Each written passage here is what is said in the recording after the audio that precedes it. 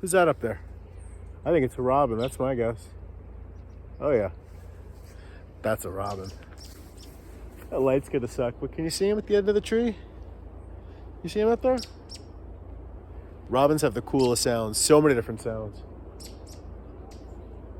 It's rad. So common that it's just overlooked. I think a robin can safely fall into that category, don't you?